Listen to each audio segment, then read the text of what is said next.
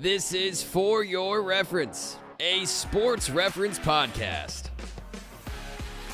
Welcome back to For Your Reference, a sports reference podcast. My name's Charlotte. I'm on the data team at Sports Reference, and this podcast is where we get to share the interesting stories on topics that we've come across while working on the Sports Reference family of websites. Today, I'm joined by Jonah Gardner, Product Marketing Manager at Sports Reference. Hi, Jonah. Hi, Charlotte. Thanks for having me on today. And I guess I should say you are here because our podcast today is going to be talking about athletes who also have music careers. And you are known at Sports Reference as the person who knows things about music. I don't know if you're proud of this reputation, how you've cultivated it. Yeah, it has been years of posting about bands that no one's heard of or really likes. That has, I think, helped me build that reputation. I have certainly got the record collection, to back it up. But I'm a big music nerd. I really enjoy all kinds of stuff. So getting to do this kind of deep dive, and since I also love sports, I feel like with all the athletes we're going to talk about, you really got insights into their personalities, kind of what drives them. So I'm excited to talk about this. It was a very fun kind of rabbit hole to travel down. Yeah, and we should also shout out our colleague Mike Kay. He kind of inspired this episode by sharing a recording he had found on Reddit of Wilt Chamberlain, and he's singing two songs. We have By the River on one side, and then on the other side, we have That's Easy to Say. And he's actually singing. He has like a beautiful singing voice. And this was kind of a shock to a lot of us. Even though this is ancient history, it was recorded during his rookie season in 1960. I don't know if this was news to you as it was to me. It definitely was news to me. I had no idea that Wilt cut this novelty single, and I definitely wasn't expecting his voice to be that good. I mean, it was the kind of thing that like you could imagine hearing like in the background in a scene in American Graffiti, or like coming across on an oldie station. Yeah. I'm certainly not a music critic, but the notes that I had written down were upbeat, jazzy. I said it made me want to swing dance.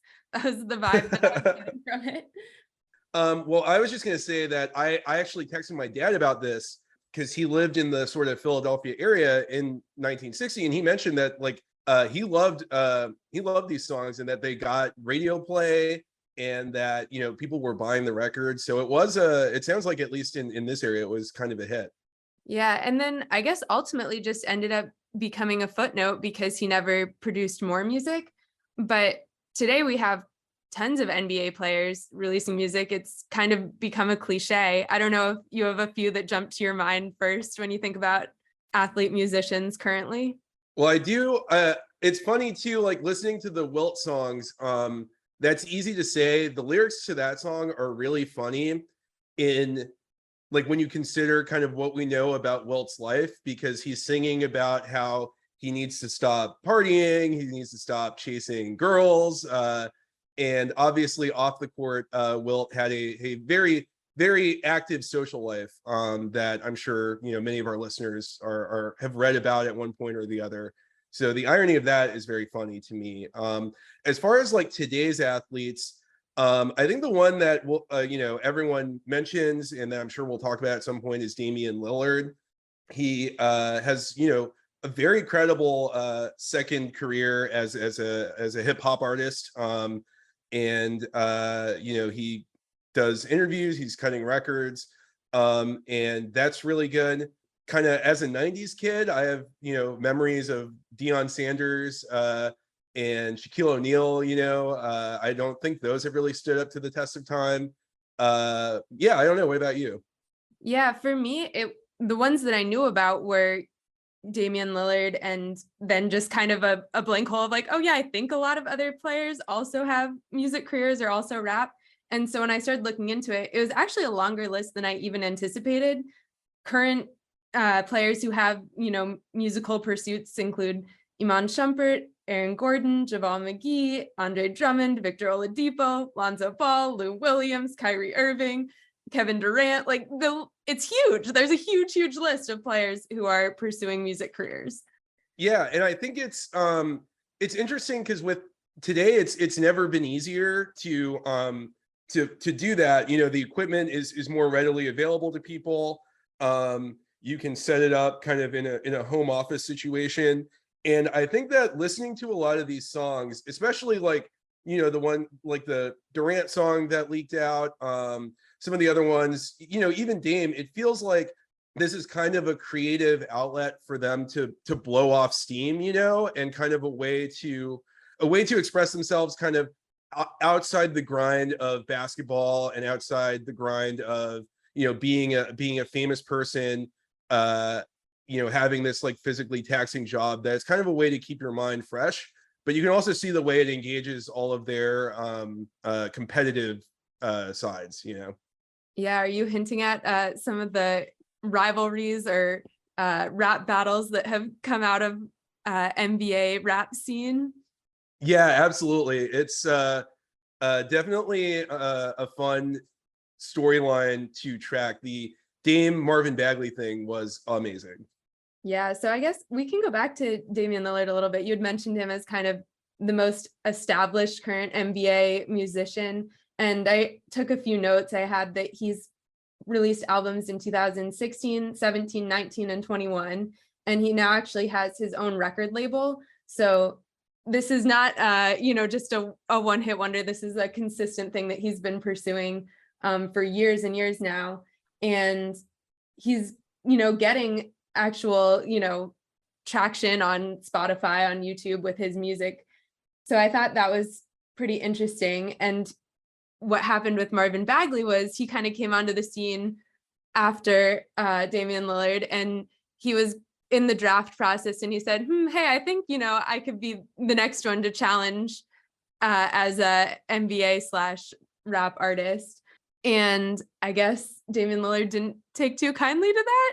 Yeah, it sounded like Damian Lillard was at first kind of hesitant to, you know, it's interesting to hear him talk about this stuff because it seems like he understands, you know, that people want to, you know, that if you're doing it, you want to believe you're the best, and you know that, you know, it's something that they're all doing. But he definitely, there was clearly something about like Bagley going on First Take, I think, to like throw down the gauntlet or whatever, that clearly rubbed Dame the wrong way. And he had like, he told the story about how he like already had a diss track ready to go like at like that day, and just fired it off immediately, and then did another one just to like add salt in the wound. And I Bagley fired back, but I think that Dame got the better of that one for sure. Yeah, I saw that. I wasn't really sure what the official rules for rap battles were, but it did seem like he got challenged, and then he said, I'm going to come back with not one, but two tracks to come back at you and say why I'm better. And the consensus definitely seemed to be that he had the upper hand in that clash. Although when I went and looked at Marvin Bagley's music, he has a song called Look at Me Now that's on his YouTube, and I really liked it. I thought it was very catchy. I thought it had a really good hook, and I know for me, I love a song that I can kind of sing along to, dance along to, and that's not necessarily most of Damian Lillard's rap. So I like that Marvin Bagley's was a little catchier. Totally an unofficial opinion from a non-music expert here. Dame stuff definitely seems more on the trend that you see in kind of like popular hip hop, where it's a little more downbeat. It's a little more at points depressive, you know, kind of mixing in like more honesty about your feelings and stuff like that, which was certainly not what it was like when I was growing up. But you know, Drake, both of the diss tracks that Dame cut were Drake beats, and the whole idea of doing kind of two responses in quick succession is something he stole from, or borrowed, I guess. I don't want to, you know, use a loaded word there, but he borrowed the idea from when Drake was having beef with Meek Mill and dropped them. But I do have to say that I think Bagley deserves credit. I'm not sure if he did this or if it was the YouTube creator who uploaded the song, but the cover for it was like Bagley holding a baby with Damian Lillard's face photoshopped on it, and I was like, all right, that's pretty good. That's the level of pettiness I want to see out of this kind of thing. So I enjoyed that. I love that. I want to bring up one other thing that I kind of noticed with Damian Lillard, which was he's been very vocal about saying he wants to win a Grammy. He feels like that would lend him some legitimacy. And he said, I'm not a basketball player that raps, I'm a rapper. And it seems like he's really trying to distance himself from some type of archetype. And I kind of am struggling or wondering, like, why is that the case? Why does he feel like he needs to make this distance? My read on it is that I'm just a couple years older than Damian Lillard. So when I first heard, NBA superstars rapping, my first thought was kind of those guys who did it in the 90s. So Shaq is a really big example. Shaq actually went platinum with his album. He had a bunch of very credible sort of producers and guests. Five Dog from A Tribe Called Quest is on one of the Shaq songs. And those songs are just atrocious. Like Shaq is it's just not very credible or like cool. And I think for Dame, who's talked about growing up in a very sort of like serious, a neighborhood that took hip hop seriously, and that like was very interested in it as an art form, that the stuff like Shaq, it feels more like a cash in. It feels like this is a guy who's famous and whose name can sell records and stuff like that. And I think Dame is like a very obsessive craftsman. You see it in his game, and you can see it in the hip hop too, in the rap he does. So I think that he's trying to differentiate himself from the kind of checkered past of athlete performers before. Yeah, and Dame has teased that he will continue in the future to collaborate with other basketball players with his music. And so it's kind of tricky to figure out, like, where is he drawing this line? And he was actually asked in Rolling Stone interview if Shaq was the worst athlete rapper of all time. And he kind of refused to take the bait. He said, you got to respect, what Shaq has contributed to, the genre or whatever, and refused to say anything really negative. Although he does have a diss track about Shaq also in existence. So maybe that. Yeah, I'm not sure who started that one, because Shaq has a diss track about him too. Yeah. So when I was looking into Shaq's rap career, I found some interesting stuff there as well. I clicked on one of his songs, and there was a very conspicuous heck in the lyrics. And I learned that a big part of how he gained his popularity was that he was really doing clean or profanity-free rap music. And parents loved that. They were like, he's an athlete, like, this is somebody my kids can look up to, he's really accomplishing things, and he's not just swearing and saying bad things in his lyrics. And I thought that was pretty interesting. Yeah, it's probably one of the reasons it hasn't aged well is that, like, if you're a kid and you're trying to listen to Tupac or Eminem, and your parents are like, here's this guy who's doing clean hip hop, you should listen to this instead, you're just not going to go for it. Yeah, and he contributed to this album called B-Ball's Best Kept Secret that featured 10 NBA players rapping. And I saw some more current articles referring to that as a big mistake, and that he kind of allowed himself to get lumped in with this group. And that's why we kind of now see this caricature of NBA player rapping instead of the individual contributions that they each had. I do also want to shout out, I think Shaq had one of the most important rap NBA crossover moments in 2008, kind of as his career was dwindling and the Lakers had just lost to the Celtics in the finals. He was at like a live performance and did a Kobe diss song where he talked about how Kobe can't win a title without him. He taunted Kobe, and then obviously after that summer, the Lakers and Kobe went on to win 2 more titles after that. So and then they kind of had to patch things up. But one of the moments of like the Shaq Kobe rivalry like spilling out in a very public way was connected to Shaq's rap career.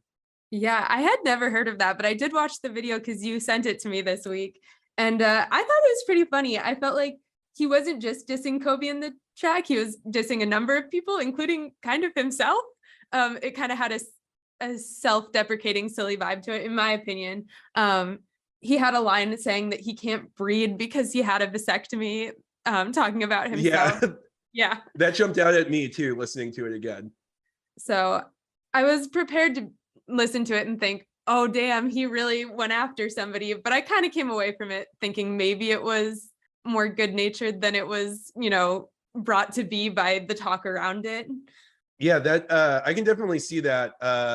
That makes sense. And it's definitely a thing with Shaq too. Like he's kind of such a gregarious guy that he can never really go to like, I feel like he'll never really go to those super dark places.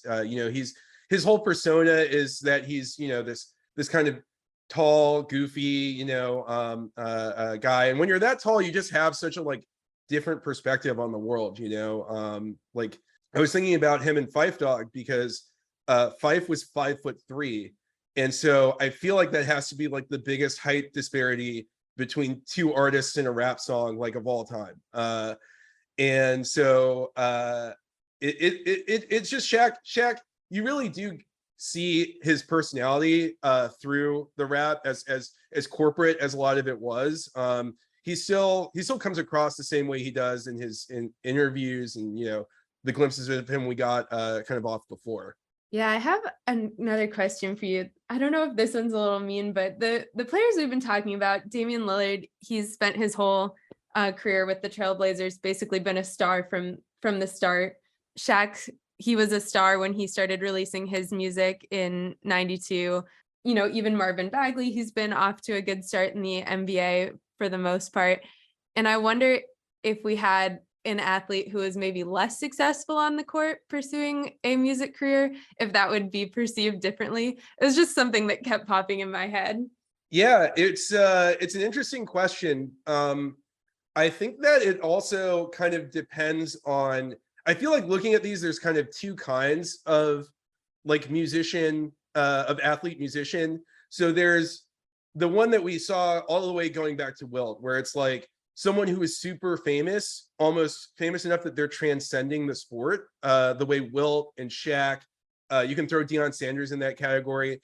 And so a record label looks at that and says, hey, they can sell this name, this face can sell records for us.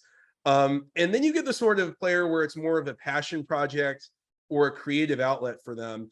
And I think that's where you'll find players who are less successful. It's not a basketball example, but one that like every baseball fan when I was growing up knew about was Bronson Arroyo, the pitcher for the Red Sox, who cut this album of like 90s cover songs and just clearly like loved playing music and was like probably like strumming a guitar in the clubhouse and like probably the kind of guy who breaks out a guitar at the party at 1:30 a.m. And so I think that's the kind of person who you get, even Victor Oladipo, who you mentioned, he's had some good seasons, but he definitely like, my mom and dad wouldn't know who he is. And I would be curious to see if there's someone who's like good enough to maybe make it as a role player, but who could even have a more successful career as a musician. That would be kind of an interesting thing to see someday. Yeah, that'd be super interesting. I know I've looked into Bronson Arroyo a little bit, and I found some videos of him playing at local music festivals, people in lawn chairs. And I was like, wow, you just, you could walk right up and be, front of the stage for this concert. But the comments were all like so positive. It seemed like people really appreciated his music, even though he has sort of been on a smaller scale. He has a good voice. And I think that that first album was basically like a victory lap for the 2004 Red Sox. There's one song where it's just like Kevin Youkilis and Johnny Damon. It's a cover of Dirty Water, and they're just kind of like singing along and yelling in the background. There's a Toad the Wet Sprocket cover where Theo Epstein plays guitar. which is just an incredible thing to know. I'm just so happy that that exists. So I think people have a lot of positive memories about that. And then like with Bronson Arroyo, he just seems like a positive, good vibes kind of guy. You know, I also think doing covers is a smart move. You know, I'm not sure. I'm not sure if he would be getting the same sort of like credibility if he was writing the music. For all I know, he's an incredible writer. But with the covers, it's like everyone knows these songs. You know, he's putting his own spin on them. So I think it's a good approach. I think my real question was, and I should mention that Jonah's in our HQ in Philadelphia. If we had, I don't know, somebody like Ben Simmons starting a music career, do you think that would be well received? No, I do not think that would be well received. I think Ben is probably such a lightning bolt, or lightning rod rather, a lightning bolt, that I think that it would be probably met with a lot of derision and mockery, even if it was good. You know, certainly it sounds like he is more of a gamer than like that's kind of his big off the court interest, which could probably be an episode in and of itself. I think that I think that it would be tough for someone because, you know, it's interesting, and I wonder if you came across this. It seems like no one really throws it. You know, we have such a culture in sports now of like, you know, haters and stands, you know, and kind of this constant feuding and, you know, hot takes. And it seems like a good hot take would be like, oh, this guy cares more about his music career than his play on the court or on the field. But I never really came across anybody saying that. And it could be because we're talking about players like Shaq who were winners. You know, Dame obviously hasn't made a finals, but he's had a very good career, and is as clutch as they come.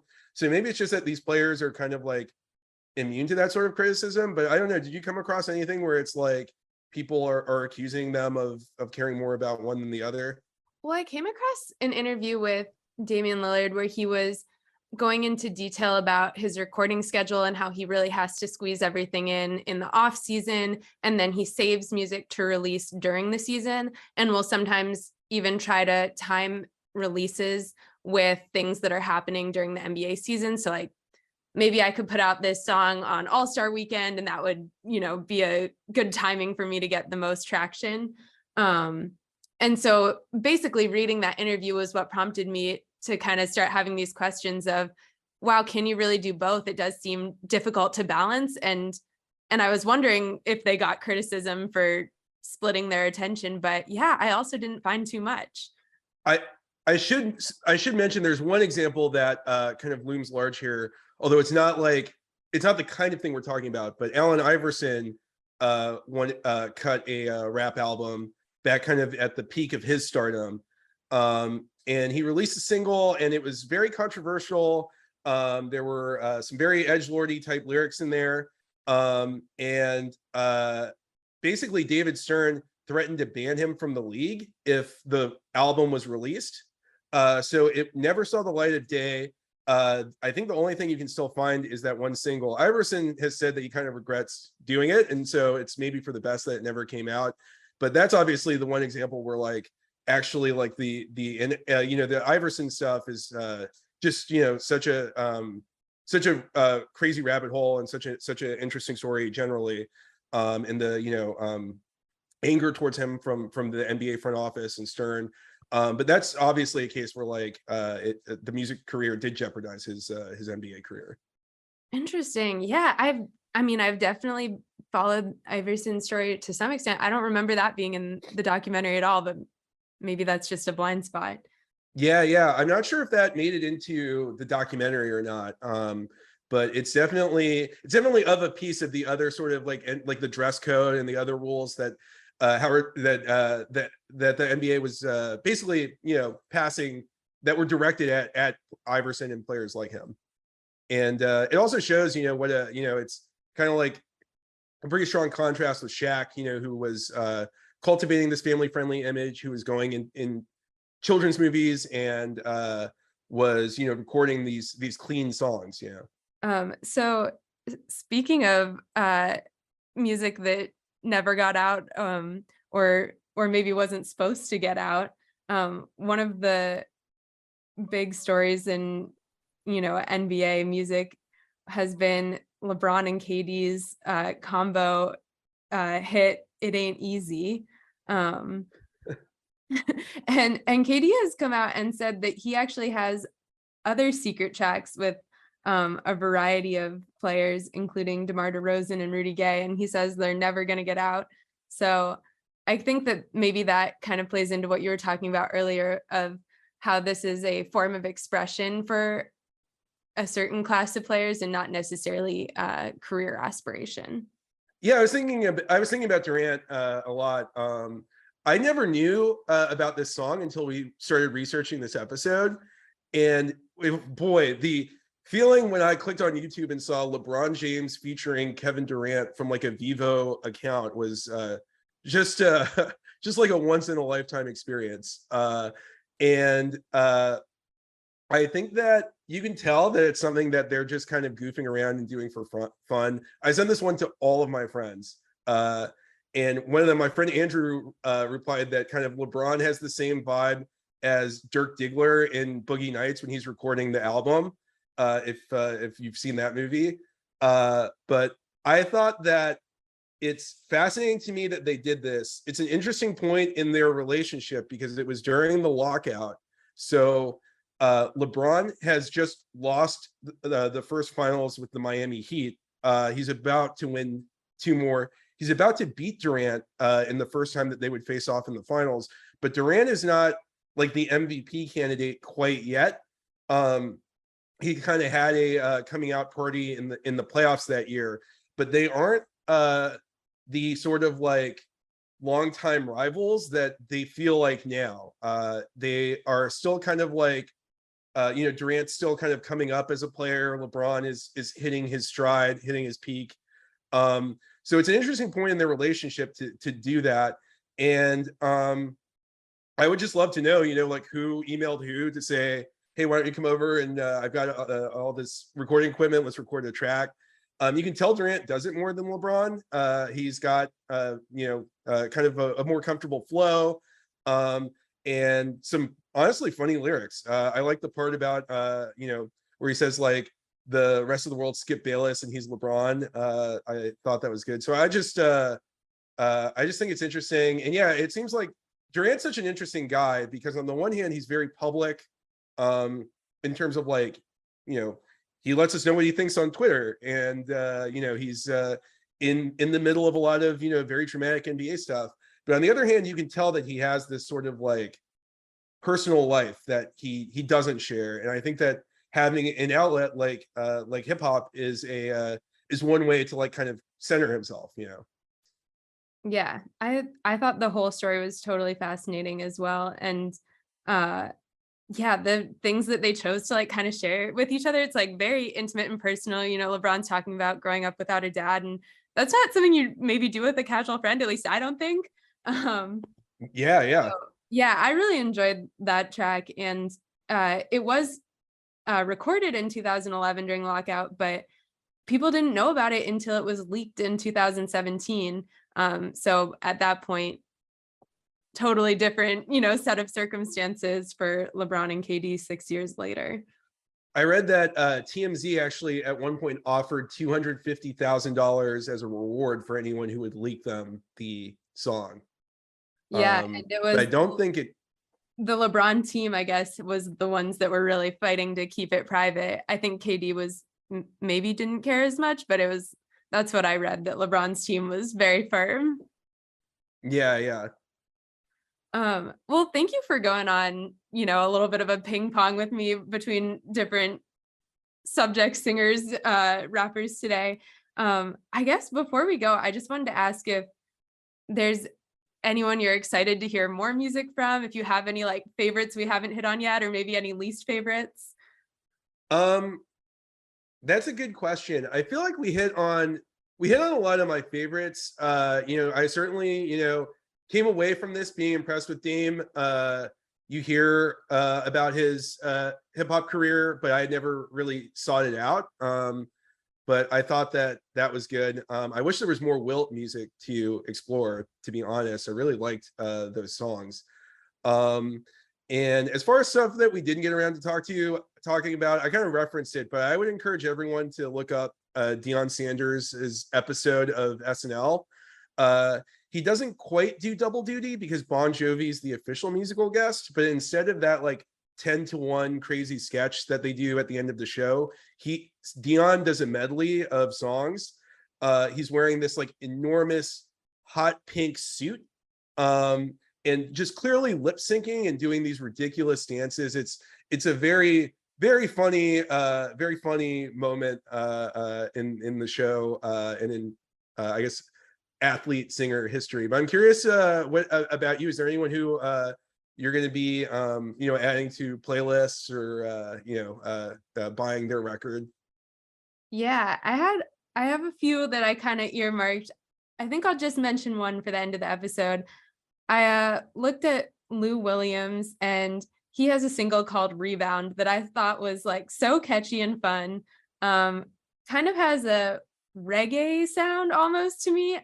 I could be way off in the verb I'm using, but it is a rap song, but it has a kind of nice, like smooth hook, I guess is the word. And his repeated lyric is "scoop shorty up like a loose rebound," which obviously, ties in his basketball experience. I just thought it was a great song, and honestly very low on the listen or view count on the sites that I was looking at. So that's my recommendation.